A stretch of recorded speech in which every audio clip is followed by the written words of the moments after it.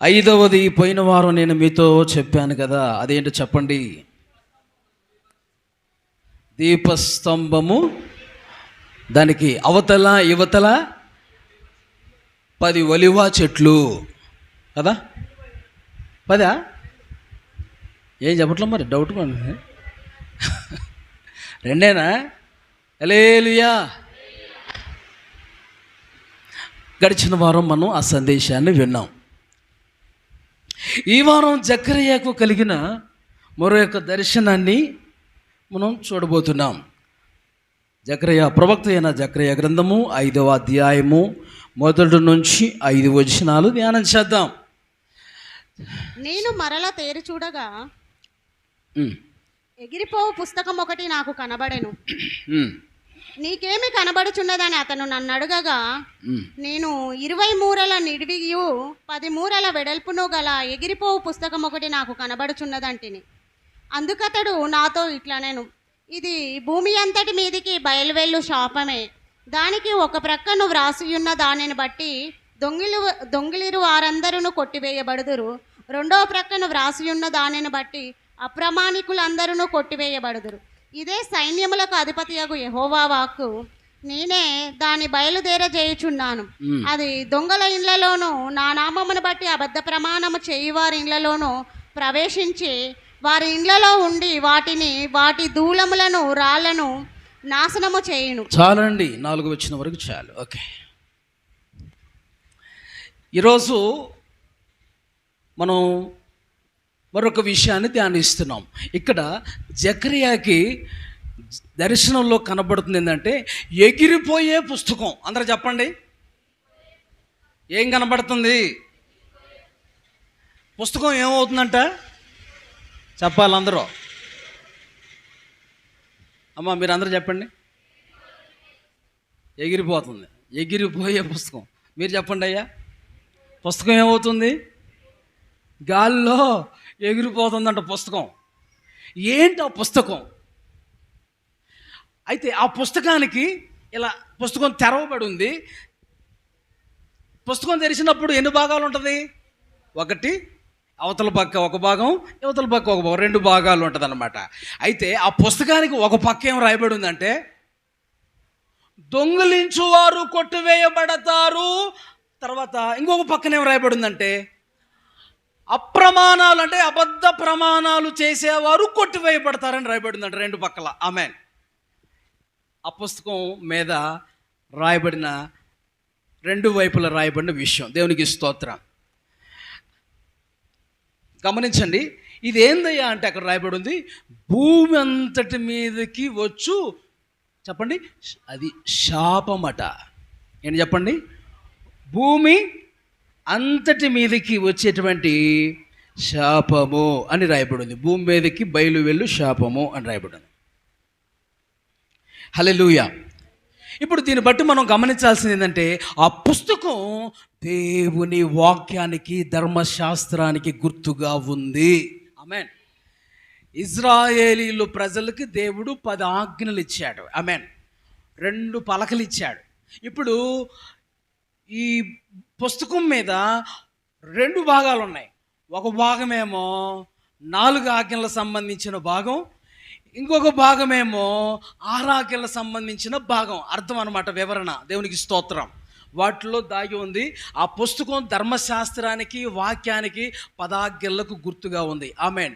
యేసుప్రభువు వారు ఆ 10 ఆజ్ఞల్ని ఏం చేశారంటే 2గా చేశారు. ఒక 4 ఒక భాగంలో ఉన్నటువంటి ఏంటది, అబద్ధ ప్రమాణాలు, ఏమండి అప్రమాణాలు సంబంధించినటువంటి ఒక భాగం మనం చూస్తున్నాం. తర్వాత ఇంకో భాగంలో దొంగిలించిన వారు కొట్టివేయబడతారని ఇంకొక భాగాన్ని చూస్తున్నాం. అంటే ఒకటి దేవుణ్ణి ప్రేమించాలి, నిన్ను వలె నీ పొరుగు వారిని ప్రేమించాలి అనే అర్థాన్ని ఆ 2 వ్రాతలు 2 భాగాలు మనకు నేర్పిస్తున్నాయి. హల్లెలూయా. అయితే ప్రభు చెప్పినటువంటి ఏ మాట, ఏ ఆజ్ఞ ఎవరు మీరినా, అవిధేయత చూపించినా, పాపము చేసిన వారి మీదకి శాపం వస్తుంది అనే పాఠం ఈ ఎగిరిపోయే పుస్తకం నేర్పిస్తుంది. హల్లెలూయా. దేవుని ఆజ్ఞలు, దేవుని మాటలు ఎవరు మీరినా వారి మీదకి దేవుని శాపం వస్తుంది అనే మాటలు ఈ పుస్తకం మనకి తెలియచేస్తుంది అన్నమాట. గట్టిగా స్తోత్రం చెప్పండి. ఇంతకు ఆ పుస్తకం అంటే ఏం చెప్పాను?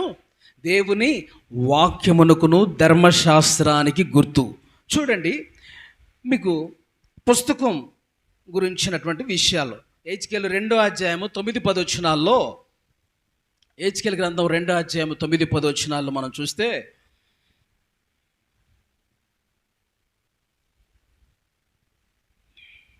నేను చూచుచుండగా గ్రంథమును పట్టుకుని ఒక చెయ్యి నా యొద్దకు చాపబడెను. ఆయన దాని నా ముందర విప్పగా అది లోపటను వెలుపటను వ్రాయబడినదై ఉండెను. 31వ వచనం కూడా చదవండి. 3వ అధ్యాయము 1వ వచనం. మరియు ఆయన నాతో ఇలాగు సెలవిచ్చెను, నరపుత్రుడా, నీకు కనబడిన దానిని భక్షించుము. ఈ గ్రంథమును భక్షించి ఇశ్రాయేలీల వద్దకు పోయి వారికి ప్రకటన చేయుము. నేను నోరు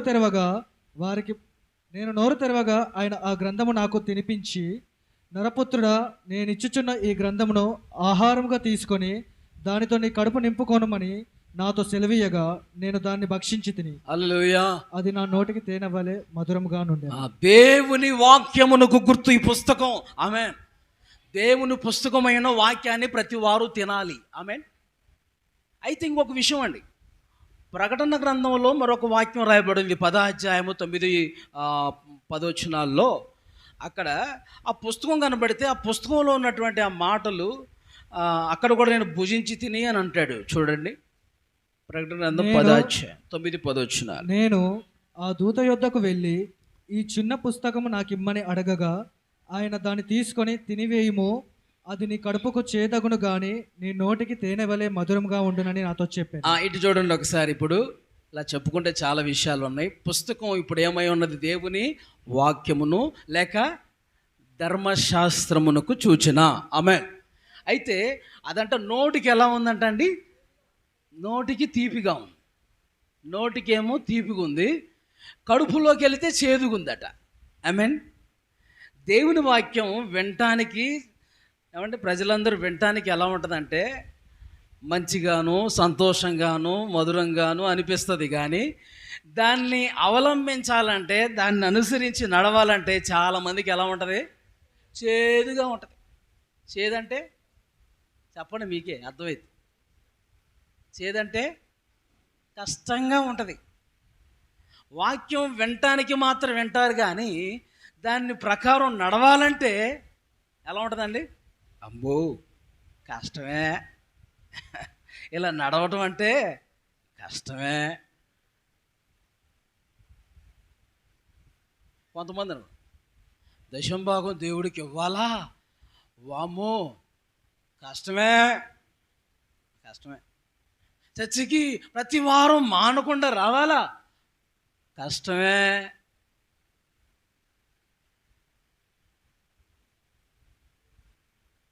శుక్రవారం కూడా రావాలా, కష్టమే.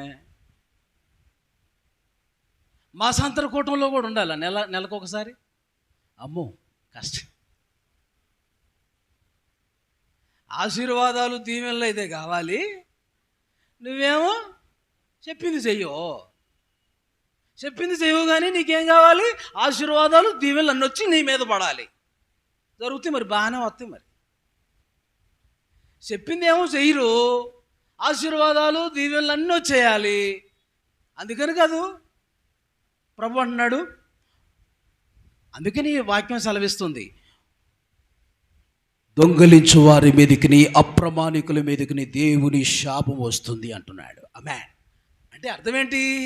దేవుని వాక్యం వినకుండా అవిధేయులైన ప్రతి వారి మీదకి చెప్పండి దేవుని శాపము, దేవుని శిక్ష వారి మీదకి వస్తుంది అని అర్థం. ఆమేన్. Praise the Lord. ఇప్పుడు యువతల పక్క ఏం రాయబడి ఉంది? దొంగిలిలు వారందరూ కొట్టివేయబడతారంట. చెప్పండి, ఎవరు కొట్టివేయబడతారు? దొంగిలించు వారందరూ కొట్టివేయబడతారని ఒక భాగంలో రాయబడింది. దొంగిలించువారంటే ఎవరిని దొంగిలించడం గురించి రాయబడింది? దేనికి చూచిన ఆజ్ఞల్లో ఒక ఆజ్ఞ ఏంటి చెప్పండి? దొంగిల్లకూడదు అని. ఆమేన్. అంటే పదాజ్ఞలకు సంబంధించిన భాగం ఇది, ఈ సందేశం. హల్లెలూయా. ఈ పుస్తకం చెప్పండి ఏంటి? పదాజ్ఞలకు సంబంధించి ధర్మశాస్త్రానికి లేక వాక్యానికి సంబంధించిన భాగం. ఆమేన్. ఒకటి, దేవుణ్ణి ప్రేమించాలని 4 ఆజ్ఞలు, 10 ఆజ్ఞలు ఇజ్రాయెల్ ప్రజలకి కొండ మీద దేవుడు మోషేకి 2 పలకలు ఇచ్చాడు. ఆమేన్. అలాగనే ఇప్పుడు 2 భాగాలు మనం చూస్తున్నాం. ఒక భాగంలో ఒక పలక మీద 4 ఆజ్ఞలు ఉంటాయి, రెండో పలక మీద మోషేకి ఇచ్చిన రెండో పలక మీద 6 ఆజ్ఞలు ఉంటాయి. ఆమేన్. 4 ఆజ్ఞలేమో దేవుణ్ణి ప్రేమించాలి అనే విషయాలు పాఠం నేర్పిస్తున్నాయి. పక్కనున్న మరొక 6 ఆజ్ఞలు ఉన్నాయి, అవి నిన్ను వలె నీ పొరుగు వారిని ప్రేమించాలనే పాఠం నేర్పిస్తున్నాయి. ఆమేన్. అది అప్రమాణాలు చేయొద్దంటే అర్థం ఏంటి? దొంగిలించకూడదంటే పొరుగు వారిని ప్రేమిస్తే దొంగిలించరు. అప్రమాణాలంటే ప్రమాణం, దేవుడితో ప్రమాణం చేసేస్తారు. అమ్మ తోడు, నాన్న తోడు, బైబిల్ తోడు, ఒట్టు గిట్టు తట్టు. ఏమండి ఒట్లు? దేని మీద ఒట్లు? బైబిల్ మీద ఒట్టు, బైబిల్ మీద ప్రమాణం, ఏమండి సేవకుల మీద, పాస్టర్ల మీద ప్రమాణం, బైబిల్ మీద ప్రమాణం, దేవుడి మీద ఒట్టు, దేవుడి మీద ప్రమాణం. ఇలాంటి ప్రమాణాలు చేయకండి. ఆమేన్. నువ్వు దేవుని బిడ్డవేనా? ఒట్లు ఇలా చేస్తున్నావు అంటే ఒట్లు ప్రమాణాలు వాటి మీద వీటి మీద చేస్తావా? అంటే దేవుడు నీకు సులకనగా కనబడుతున్నాడా? ఆయన నామాన్ని వ్యర్థంగా ఉచ్చరించేయచ్చామండి మనం? చెప్పండి. ఆయన నామాన్ని ఒట్లు పెట్టేసి దేవుని తోడు, దేవుడు ఏమండి అలాగే ఇలాగని చెప్పేసి ఒట్లు ప్రమాణాలు చేస్తే దేవుని నామాన్ని నువ్వేం చేస్తున్నట్టు? ఆయన నామాన్ని నువ్వు వ్యర్థంగా ఉచ్చరిస్తూ ఆయన నామాన్ని దూషిస్తున్నట్లు. దేవుని బిడ్డలో ఒట్లు ప్రమాణాలు చేయకూడదు, అప్రమాణాలు చేయకూడదు. ఆమేన్.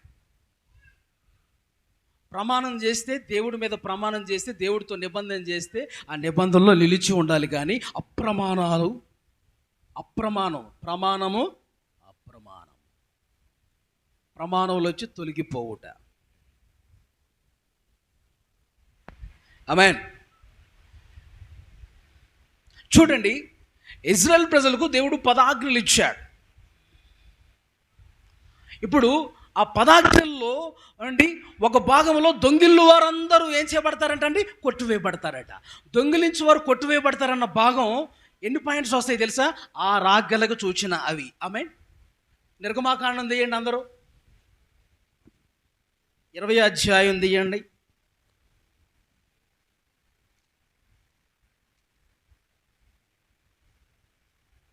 తీశారా? 12వ వచనం నుంచి 17వ వచనం దాకా 6 ఆజ్ఞలు మనకు కనబడతాయి. చదవండి. నీ దేవుడైన యెహోవా నీకు అనుగ్రహించే దేశంలో నీవు దీర్ఘాయుష్మంతుడు వాగునట్లు నీ తండ్రిని నీ తల్లిని సన్మానించుము.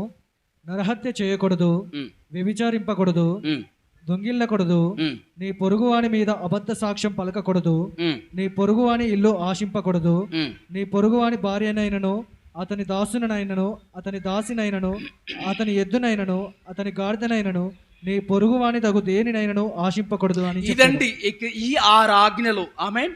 ఈ 6 ఆజ్ఞలు ఏం చూపిస్తున్నాయంటే ఇది 2వ ఆజ్ఞ. ఆమేన్ చెప్పండి. ఈ 10 ఆజ్ఞల్ని దేవుడు 2 ఆజ్ఞలు చేశాడా అండి?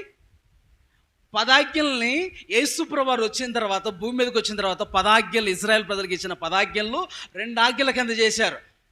చూస్తారా? మత్తయి సువార్త 22వ అధ్యాయము 36వ వాక్యం. మత్తయి సువార్త 22వ అధ్యాయం 36వ వాక్యం. బోధకుడా, ధర్మశాస్త్రంలో ముఖ్యమైన ఆజ్ఞ ఏదని అడిగాను. అందుకు ఆయన, నీ పూర్ణ హృదయంతోను, నీ పూర్ణ ఆత్మతోను, నీ పూర్ణ మనస్సుతోను నీ దేవుడైన ప్రభును ప్రేమింపవలెననున్నది. ఇది ముఖ్యమైనది, మొదటియునైన ఆజ్ఞ. ఒకటి, దేవుణ్ణి ప్రేమించడం అనేది మొదటి ఆజ్ఞ అంటండి. నిన్ను వల్ల నీ పొరుగువాని ప్రేమింపవలనని 2వ ఆజ్ఞయు దాని వంటిదే. ఒకసారి ఇప్పుడు చూడండి. దాని వంటిదే. ప్రవక్తలను ఈ 2 ఆజ్ఞలు ధర్మశాస్త్రం అంతటికి ప్రవక్తలకు ఆధారమై ఉన్నది. గట్టిగా చప్పట్లు కొడుతూ ప్రభు నామాన్ని మహిమపరచండి. ఆమేన్. హల్లెలూయా. అర్థమైందా అండి? ఇప్పుడు 2 ఆజ్ఞలు అన్నమాట. ఇప్పుడు అవి 2 భాగాలు. పుస్తకం తెరిస్తే ఎన్ని భాగాలు అయ్యి? ఆ పుస్తకం మీద 2 భాగాలు, 2 వ్రాతలు. ఒకటి దొంగిళ్ళు వారు కొట్టివేయబడతారు. దొంగిళ్ళు వారంటే ఎవరు? ఆజ్ఞల్లో ఒక ఆజ్ఞ, అది దొంగిలించువారు, దొంగిల్లకూడదు అని ఆజ్ఞ. ఆమెన్. పదాజ్ఞల్లో ఒక భాగం అన్నమాట.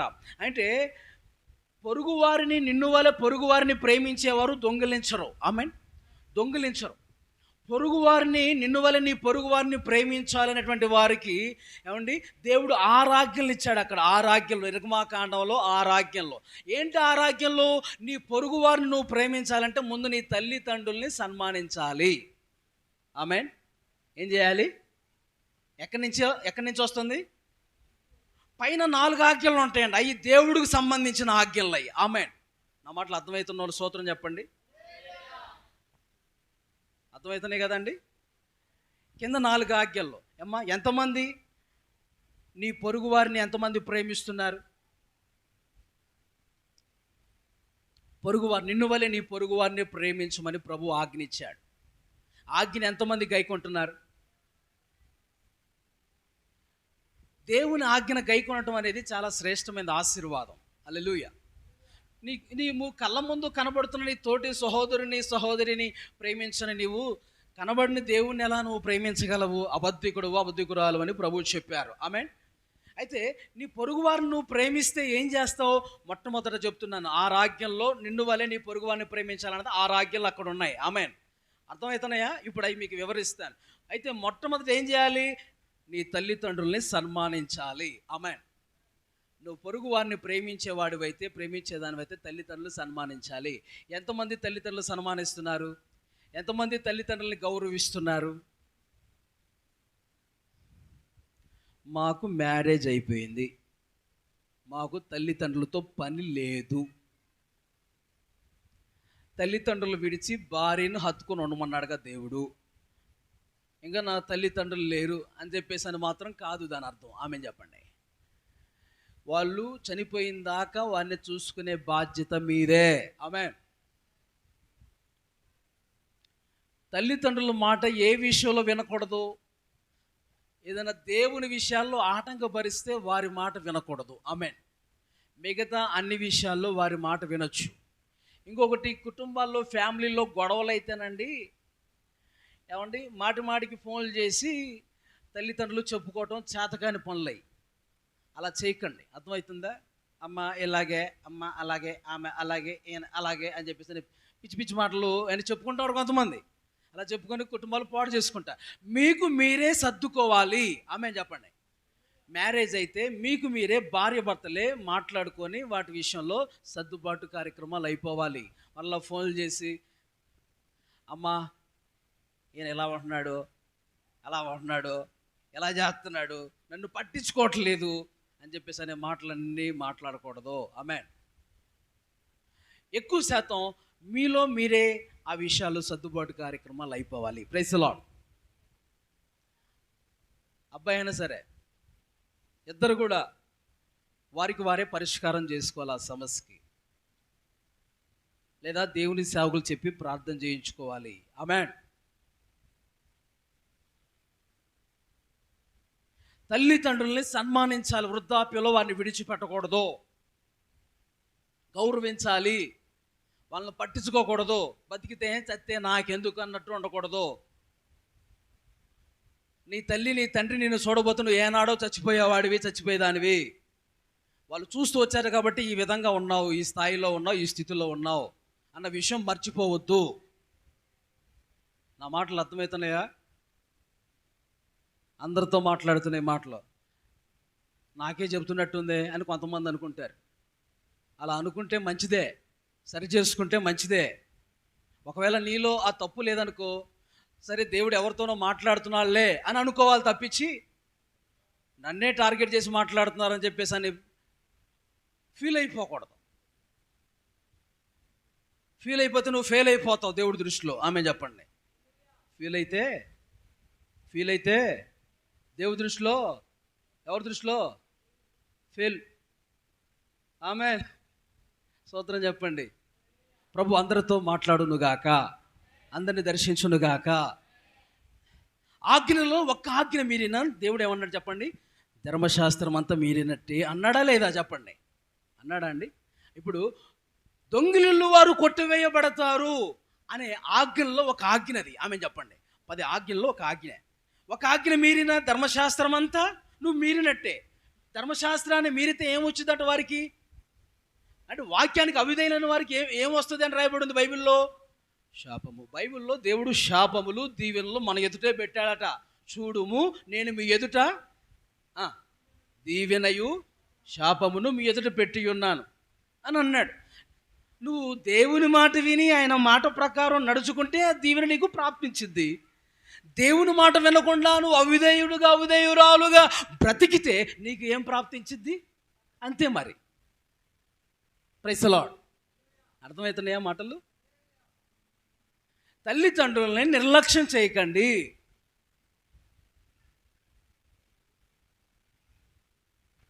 దేవుని సేవలో మేము ఉంటామండి ఎక్కువ. నేను కూడా ఇంటికి కూడా ఫోన్ చేయను ఎక్కువ. వాళ్ళు అంటారు, ఫోన్ చేయవేమిరా అంటూ ఉంటారు. ఒక్కోసారి సేవలో ఉండి నేను మర్చిపోతుంటా. ఎప్పుడన్నా ఒకసారి గుర్తుండి చేస్తాను.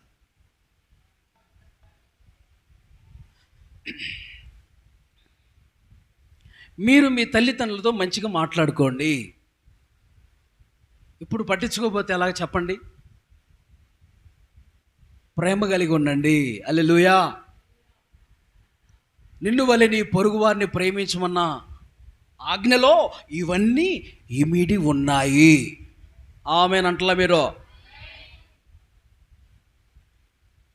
నెక్స్ట్ ఇంకొక ఆజ్ఞ ఏంటంటే, ఆజ్ఞల్లో నిన్ను వలె నీ పొరుగు వారిని ప్రేమించాలని ఆజ్ఞల్లో మరొక విషయం దాగి ఉంది. నరహత్య చేయకూడదు. ఆమేన్.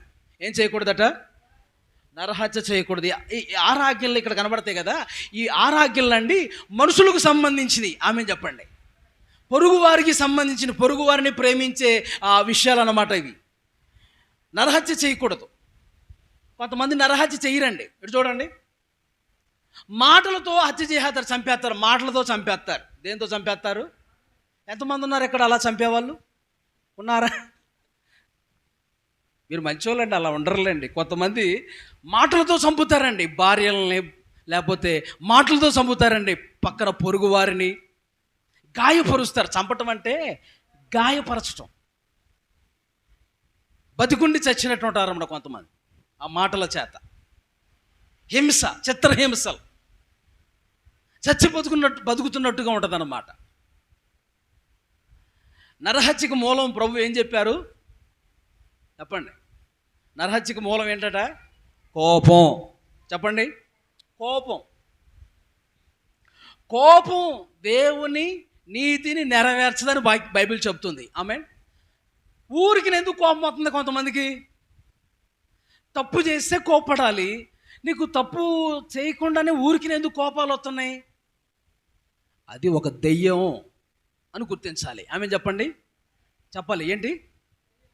ఊరికనే గొడవ పెట్టుకుంటుంది. తన్నులాటకు, గొడవకు ఆమె సిద్ధమవుతున్నాడు కల్పించుకొని ఏదో కారణంగా. అంటే వారి మీద ఏదో దెయ్యం పనిచేస్తుంది అని అర్థం. ఆమె చెప్పండి. ఇంకా వేరేది ఏమి లేదు. ఇంకా ఏంటది? అది దెయ్యమే, సైతానే. కారణం ఏమి లేదు. ఏదేదో మాట్లాడుకున్న కోపంతో ఏమండి మాట్లాడేయటం, అక్కడ కొట్టుకొని గొడవ ఆడుకునేంత జరుగుతుందంటే దెయ్యం క్రియ చేస్తుంది అక్కడ అని గుర్తించాలి. దానికి చోటు ఇవ్వకూడదు. స్తోత్రం చెప్పండి. ఏం చేయకూడదు? చోటు ఇవ్వకూడదు. కోపానికి తావివ్వకండి. అదే కొట్టుకోవటానికి, హత్యలు చేసుకోవటానికి, చంపుకోవటానికి కారణం. కయ్యూను ఏం చేశాడు? కయ్యూను కోపముతో తన తమ్ముడైన హేబేలును కోపముతో కొట్టి చంపి హత్య చేసేసాడు. కోపమే కొట్టుకొని చంపుకునేంత దారికి తెస్తుంది. ఈ రోజుల్లో భార్యలను భర్తలు చంపేస్తున్నారు, భర్తలు భార్యలు చంపేస్తున్నారు. లోకంలో జరగట్లేదా?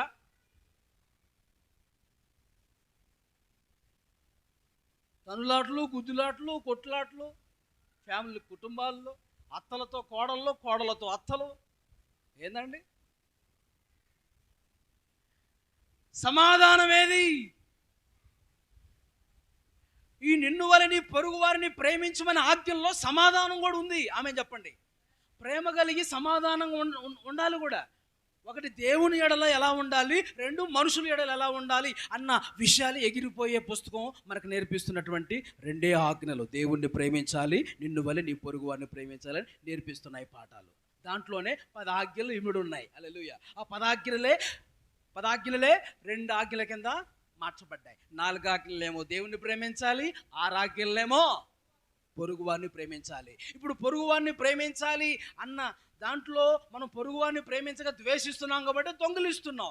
దాంట్లోనే ఎన్ని ఇమిడి ఉన్నాయి. తల్లిదండ్రులను ద్వేషించటం, సన్మానించకపోవటం, తర్వాత నరహత్య చేయటం, ఆ తర్వాత వ్యభిచరించటం. చెప్పండి ఏంటంట? వ్యభిచరించటం కూడా ఒక ఆజ్ఞ దేవుడు ఇచ్చాడు ఇజ్రాయేల్ ప్రజలకి. నీ భార్య ఉండగా, నీ భర్త ఉండగా వేరే వారి మీద నీ చూపు ఎందుకు? వేరే వారి మీద నీ చూపు ఎందుకు? బైబిల్ చదివిస్తుంది వ్యభిచారానికి మూలం ఏంటంట? మోహపు చూపు అన్నాడా? ప్రభువే చెప్పారు. కోపానికి మూలం ఏమన్నాడు? కోపం అన్నాడు. వ్యభిచారానికి మన నరహత్యకు మూలం కోపం అన్నాడు. ఇప్పుడు వ్యభిచారానికి మూలం ఏమొచ్చింది? ఫస్ట్ మోహపు చూపు. ఆమేన్. ప్రతి వారు కూడా ఒక సొంత భర్తను కలిగి ఉండాలి.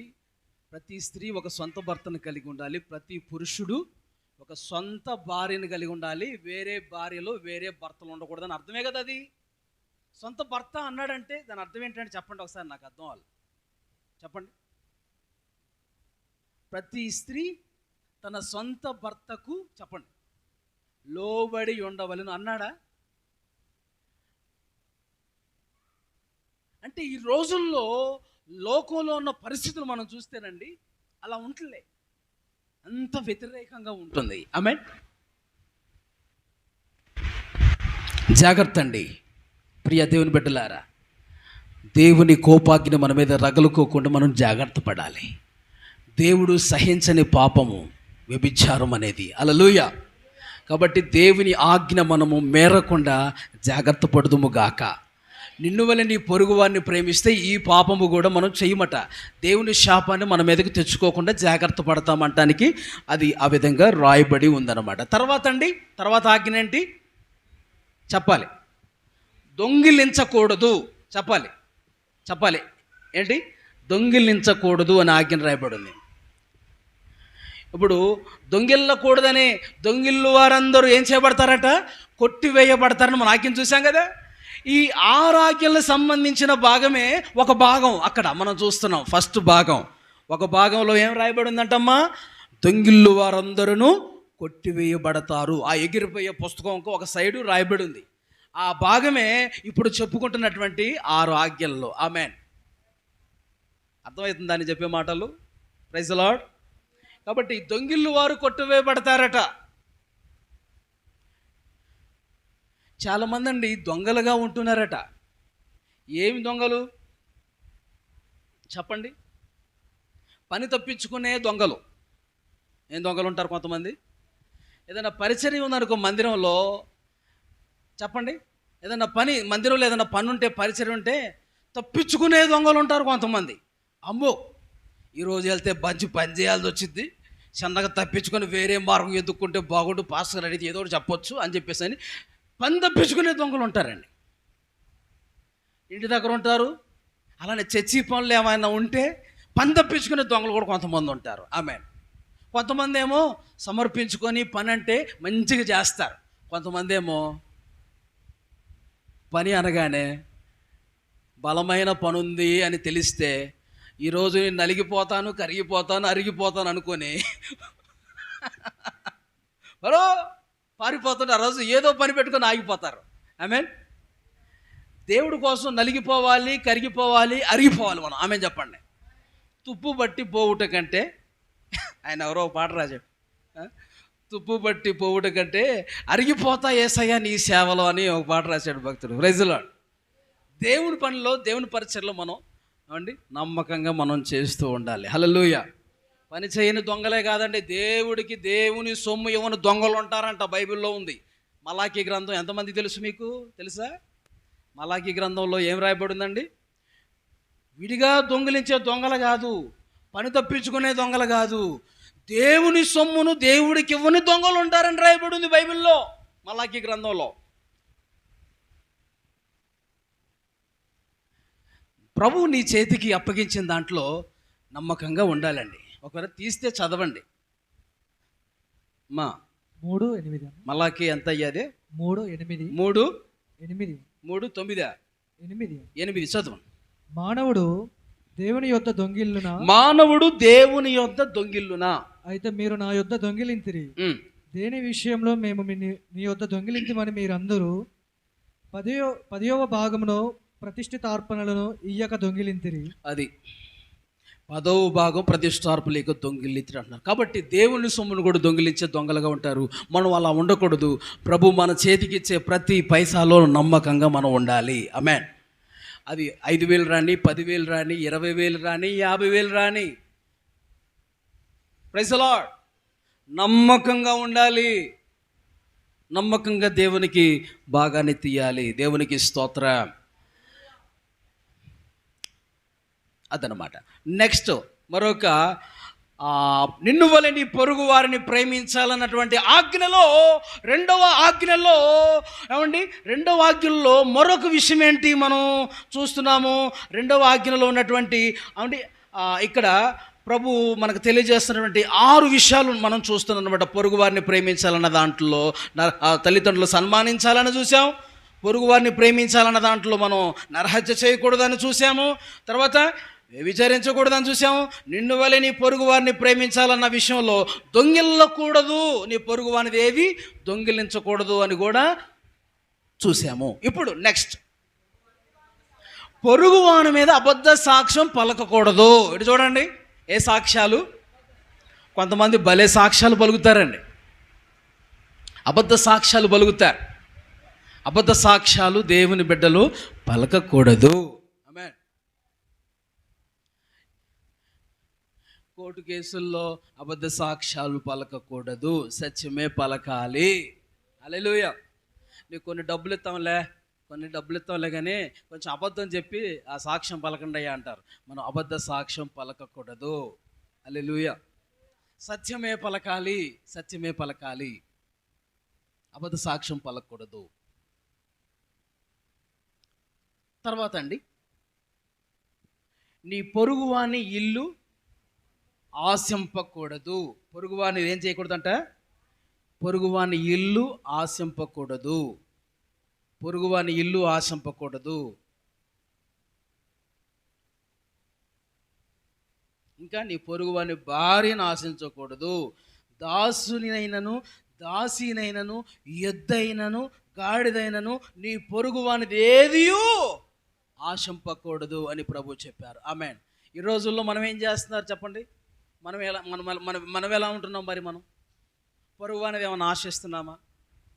లోకంలో పరిస్థితులు ఎలా ఉంటున్నాయండి? పొరుగువారి ఎలా ఆశిస్తున్నారు? భూములు ఆశిస్తున్నారు, పొరుగువారి ఇల్లు ఆశిస్తున్నారు. ఇటు చూడండి, లేనిపోయిన పేపర్లు సృష్టించి సంతకాలు పెట్టించేసుకొని నా భూమి మాకు ఇచ్చేయండి అని చెప్పేసి అని, ఇది మా భూమి అని. అమ్మినోడు బాగానే ఉన్నాడు, కొనుక్కున్నాడు పాడైపోతున్నాడు. భయంకరంగా ఉన్నాయి లోకంలో పరిస్థితులు, ఎంత ఘోరంగా ఉన్నాయండి. ఆమె పొరుగువాని భూములనైనను పొరుగువాని ఇల్లునైనను ఏది ఆశింపకూడదు. ఆమె పొరుగువానిది ఏది మనం పొరుగువాని ఎద్దు ఆశించకూడదు. ఒకళ్ళకి ఎద్దుని ఆశించాడట, తీసుకొచ్చి కట్టేసుకున్నాడు.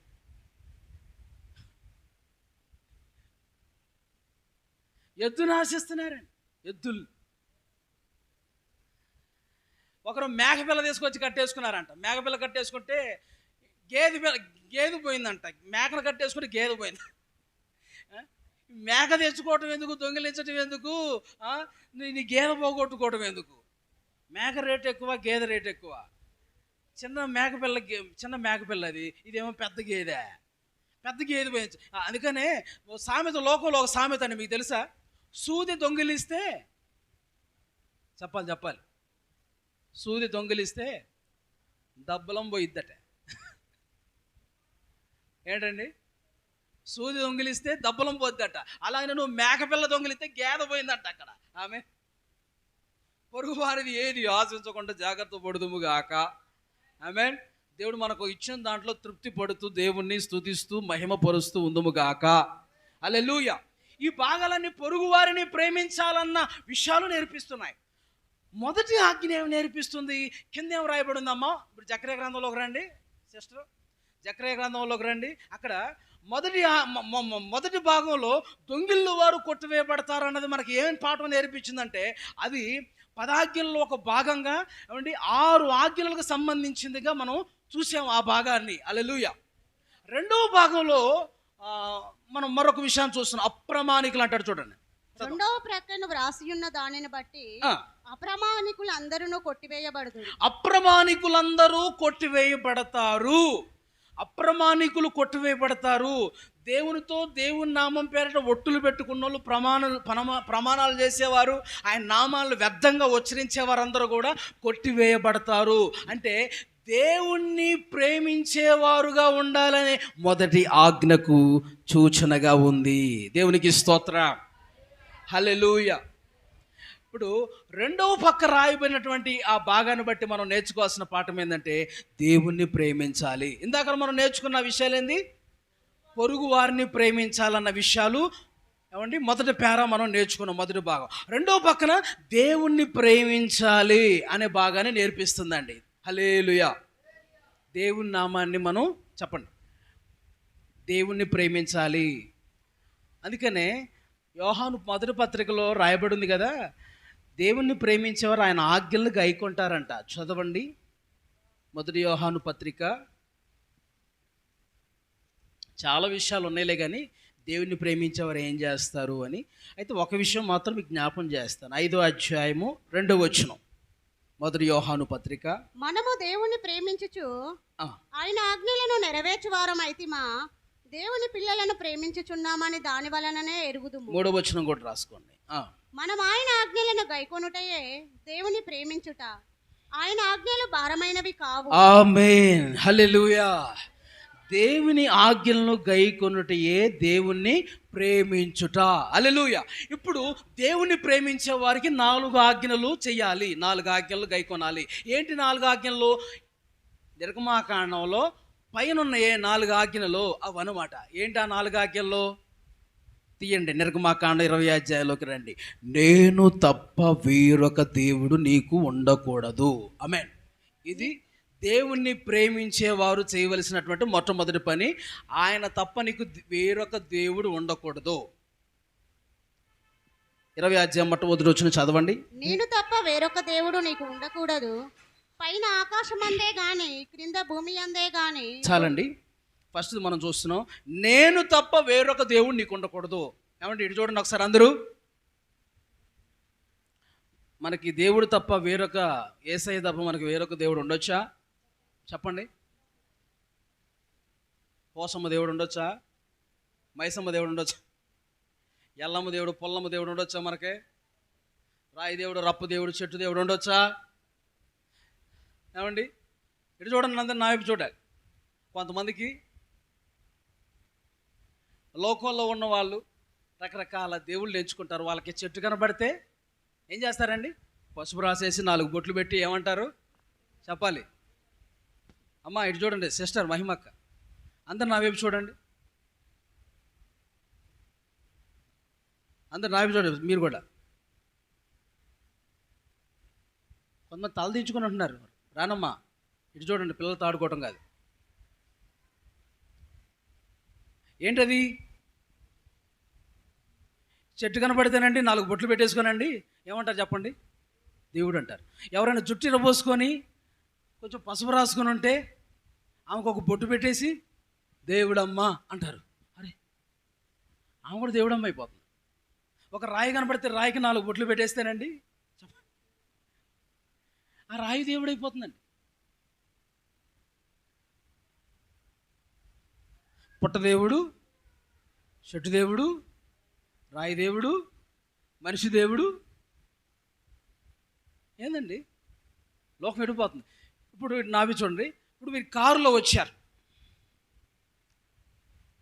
కారులో వచ్చారు, మంచి కాస్ట్లీ కారులో వచ్చారు, మంచి బెంజ్ కారులో వచ్చారు.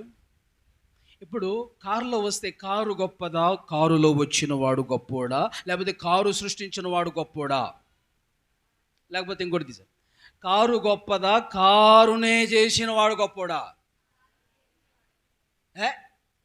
కారే కదా, బెంజ్ కారు కదా. బ్రదర్స్ చెప్పండి, ఏది గొప్పది?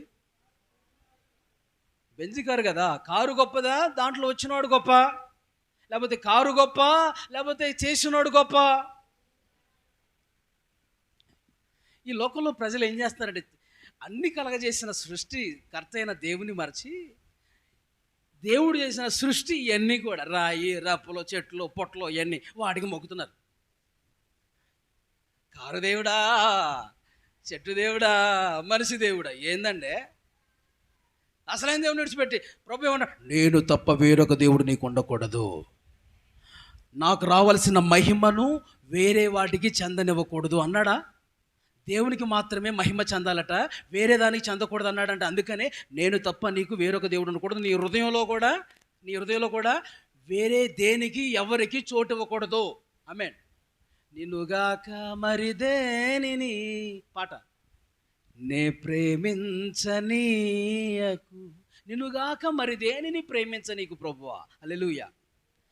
ప్రేమిస్తే నిన్ను ప్రేమించాలి, ఆ తర్వాత పొరుగువారిని నేను ప్రేమించాలయ్యా, ఆ తర్వాతే పొరుగువారిని. మొదట నిన్ను ప్రేమించాలయ్యా, నీ స్థానం, ఆ తర్వాత పొరుగువారి స్థానం. Praise the Lord. హల్లెలూయా. అందుకనే నేను తప్ప వేరొక దేవుడు నీకు ఉండకూడదు అని అన్నాడు ప్రభు. కాబట్టి నీకు ఆ ప్రభువే దేవుడుగా ఉండాలి, ఆయన్ని నువ్వు దేవుడుగా చేసుకోవాలి. అందుకని బైబిల్లో ఇలా రాయబడింది, యెహోవాను దేవుడుగా చేసుకున్న జనులు చెప్పాలి ధన్యులట. ఆయన దేవుడుగా చేసుకున్న జనులు ధన్యులు. తర్వాత ఆజ్ఞ ఏంటి చెప్పండి? పై వచ్చిన 4వ వచనంలో మనం చూస్తాం, పైన ఆకాశమందే గాని క్రింద భూమి అందే గాని భూమి కింద నీలయందే గాని యుండు దేని రూపమునైనను విగ్రహమునైనను నీవు చేసుకొనకూడదు, సాగిలు పడకూడదు, వాటిని పూజింపకూడదు. ఎందుకంటే ఏలయనగా నీ దేవుడిని యెహోవానగు నేను అదిగో రోషం గల దేవుడును, నన్ను ద్వేషించు వారి విషయంలో 3-4 తలముల వరకు తండ్రుల దోషమును కుమారుల మీదకి రప్పించుచు, నన్ను ప్రేమించి నా ఆజ్ఞలను గైకొని వారిని 1000 తరముల వరకు కరుణించి. గట్టిగా చప్పట్లు కొడుతూ ప్రభు నామాన్ని మహిమపరచండి. హల్లెలూయా, హల్లెలూయా. నా మాటలు, చివరి మాటలు జాగ్రత్తగా ఆలకించండి. ఇంకా మనం ముగించుకోవడానికి సిద్ధంగా ఉన్నాం. చివరి మాటలు మనం చూస్తున్నాం, మనసు పెట్టి బాగా ఆలకించండి. ఆయన తప్ప నీకు వేరే వారికి చోటు ఇవ్వకూడదు నీ హృదయంలో. అంతగా నువ్వు దేవుణ్ణి ప్రేమించాలి. ఆమేన్. పాపానికి చోటు ఇవ్వకూడదు, సాతానికి చోటు ఇవ్వకూడదు, లోకంలో లోక ప్రేమలకు దేనికి చోటు ఇవ్వకూడదు. యేసయ్యకే నువ్వు చోటు ఇవ్వాలి. హల్లెలూయా. నేను తప్ప వేరొక దేవుడు నీకు ఉండకూడదు. పైన ఆకాశం అందే, కింద భూమి కింద నేల ఎందని ఏ రూపం చేసుకోకూడదు, వాటికి సాగిల పడకూడదు, వాటిని పూజింపకూడదని ప్రభువు చెప్పాడు. ఆమేన్. అది 2వ ఆజ్ఞ. ఆజ్ఞల్లో 2వ ఆజ్ఞ, 10 ఆజ్ఞల్లో 2వ ఆజ్ఞ ఇశ్రాయేలు ప్రజలకు ఇచ్చింది. దేవుణ్ణి ప్రేమించేవారు ఏ రూపాన్ని చేసుకోకూడదు. యేసయ్య నీకు ఒక రూపంగా ఉండాలి. హల్లెలూయా. ఆయనే నీకు రూపం. కళ్ళు మూసినా కళ్ళు తెలిసినా నీకు ఎవరు కనబడాలి? యేసయ్య రూపమే కనబడాలి, యేసయ్య దర్శనమే నీకు కనబడాలి. హల్లెలూయా. వేరే రూపాన్ని పెట్టుకోకూడదు, కల్పించుకొని పెట్టుకోకూడదు, చేసుకోకూడదు, సాగిలు పడకూడదు. సాగిలు పడితే యేసయ్యకే నువ్వు సాగిల పడాలి, పూజిస్తే యేసయ్యనే పూజించాలి. ఆమేన్. నెంబర్ 3, అక్కడ దేవుణ్ణి ప్రేమించే విషయాల్లో 3వ ఆజ్ఞ ఏంటండి? 3వ ఆజ్ఞ రాయబడి ఉంది.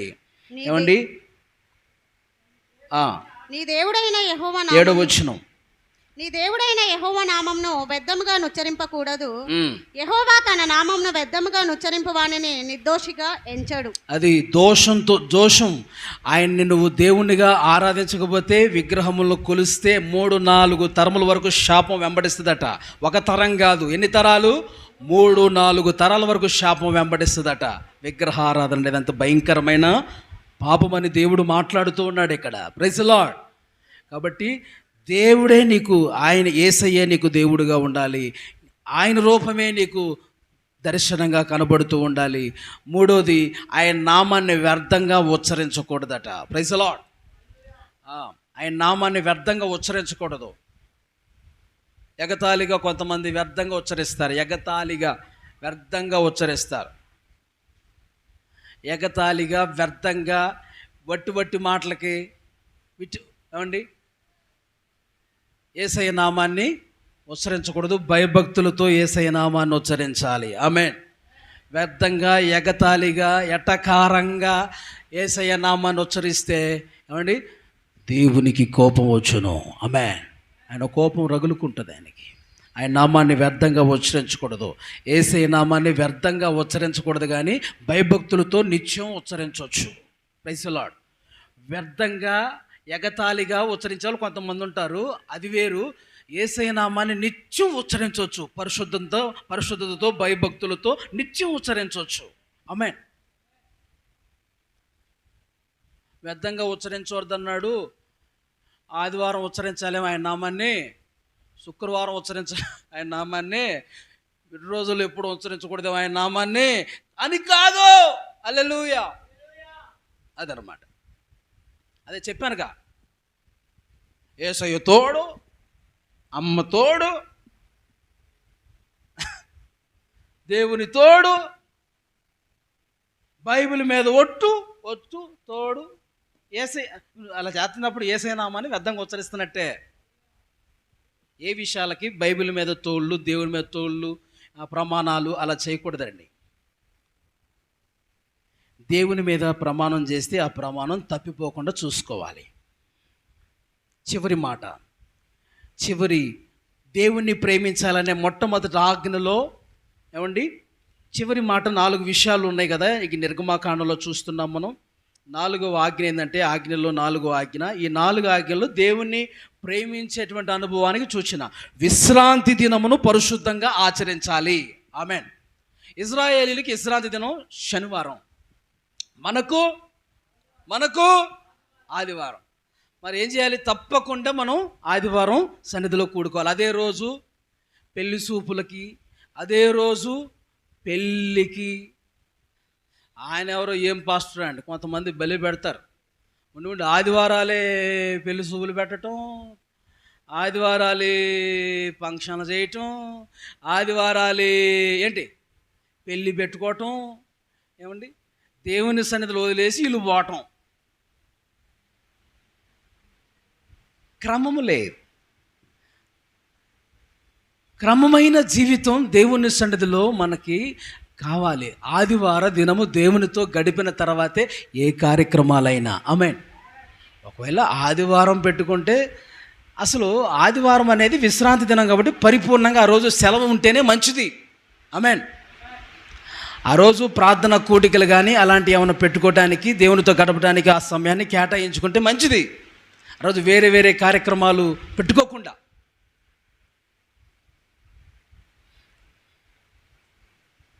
హల్లెలూయా. కొంతమంది దూరంలో ఉన్న వాళ్ళండి ఫోన్ చేసి, అన్న మా ఇల్లు ఓపెనింగ్ అన్న ఆదివారం సాయంత్రమే అన్న అంటే, ఇక్కడి నుంచి నేను ఆంధ్ర పోతానా? సాయంత్రం ప్రార్థన ఎప్పుడు ముగించుకోవాలి? అక్కడికి ఎప్పుడు అందుకోవాలి? దాన్ని బట్టి ఏం చేయాలి? వాళ్ళు టైం మార్చుకొని సోమవారమో మంగళవారమో పెట్టుకుంటే నేను దానికి అందుకునేలాగే వెళ్తాను. కాబట్టి ప్రియులారా గమనించండి. కాబట్టి విశ్రాంతి దినము, దేవుడితో గడిపే దినం ఆదివారము మనకి మనం తప్పకుండా ఏం చేయాలి? దేవుని సన్నిధిలో కనబడాలి. నువ్వు, నీ పిల్ల కనబడాలి. ఆమె చెప్పండి. హల్లెలూయా. నువ్వు కనబడాలి, నీ బాబు కనబడాలి, నీ బాబుకు బాబు కనబడాలి. ఆమె చెప్పండి. స్తోత్రం చెప్పండి. అంటే నువ్వు కనబడాలి, మీరు కనబడాలి, మీ పిల్లలు కనబడాలి, మీ పిల్లలు కూడా కనబడాలి దేవుని మందిరంలో. ఆమేన్. ఇంటి దగ్గర ఏమో పిల్లల్ని విడిచిపెట్టి వస్తావు. ఏమండి ఈ వారం నేను వెళ్తాను, వచ్చే వారం మీరు వెళ్ళండిరా అని చెప్పంటావు. కుటుంబం అంతా మనం దేవుణ్ణి స్తుతించాలి. అని బైబిల్ సెలవిస్తుంది, నేనును నా ఇంటి వారము యెహోవానే స్తుతించదము సేవించదము. ఆమేన్. భక్తుడైన దావీదు అంటాడు, నిత్యము నా కుటుంబం నీ సన్నిధిలో ఉండినట్లుగా దీవించండి అయ్యా అన్నాడు. హల్లెలూయా. కాబట్టి ప్రియులారా, కాబట్టి ఈరోజు మనకు నేర్పిస్తున్న పాఠం ఏంటంటే, దేవుని ఆజ్ఞలను మీరిన వారిని, అవిధేయులైన వారిని దేవుడు ఎట్టి మాత్రము విడిచిపెట్టడు. దేవుని శిక్ష, దేవుని శాపం అనేది వారి మీదకి వస్తుంది. ఎవరైతే ఆయన ఆజ్ఞలను గైకొంటారో, ఆయన మాట వింటారో, విధేయులుగా జీవిస్తారో వారి మీదకి దేవుని దీవెన, ఆశీర్వాదం వస్తుంది అంటానికి ఈరోజు ఈ ఎగిరిపోయే పుస్తకం మనకి నేర్పిస్తున్న పాఠం. హల్లెలూయా. అయితే ఎగిరిపోయే పుస్తకం దేవుని వాక్యం, ధర్మశాస్త్రం, 10 ఆజ్ఞలకు సూచన అని చెప్పాను. ఆమేన్. ఇప్పుడు ఆ ఆజ్ఞలు గైకొన్న వారికి ఏం కలుగుతుంది? దీవెన, ఆశీర్వాదము, మేలు కలుగుతుంది. దాన్ని మీరిన వారికి, ఆజ్ఞలకి వ్యతిరేకంగా మీరిన వారికి ఏం కలుగుతుంది? శాపము కలుగుతుంది అన్న విషయాలు మనం ఈరోజు ఈ దర్శనం మనకి నేర్పిస్తూ ఉంది. హల్లెలూయా. కాబట్టి 10 ఆజ్ఞలు కూడా 2 ఆజ్ఞల కింద యేసు ప్రభువు విభజించారు. ఏంటి? 1 దేవుని ప్రేమించాలి, 2 నిన్ను వలె నీ పొరుగు వారిని ప్రేమించాలి. ఇలా పుస్తకం తెరవబడినప్పుడు ఒక భాగం ఏంటి? దేవుణ్ణి ప్రేమించాలి. రెండవ భాగం ఏంటి? నిన్ను వలె నీ పొరుగు వారిని ప్రేమించాలని అర్థాన్ని ఇస్తున్నాయి. దేవునికి స్తోత్రం. ఈ 2 భాగాలే మోషే కాలంలోకి వెళ్తే, ఇశ్రాయేలీల కాలంలోకి వెళ్తే ధర్మశాస్త్రానికి 10 ఆజ్ఞలకు సూచన అని చెప్పాను. హల్లెలూయా. అంటే 4 ఆజ్ఞలనేమో, మొదటి 4 ఆజ్ఞలేమో దేవుణ్ణి ప్రేమించడానికి గుర్తు, తర్వాత మిగతా 6 ఆజ్ఞలేమో నిన్ను వలె నీ పొరుగు వారిని ప్రేమించాలంటానికి గుర్తు అని మనం ఇంతవరకు పాఠం నేర్చుకున్నాం. ఇంతటితో సందేశం సమాప్తం. హల్లెలూయా. వచ్చే వారం మరికొన్ని విషయాలు మనం, మరొక దర్శనం మనం విందాం. ప్రార్థన చేసుకుందాం. స్తోత్రం, స్తోత్రం, స్తోత్రం, స్తోత్రం.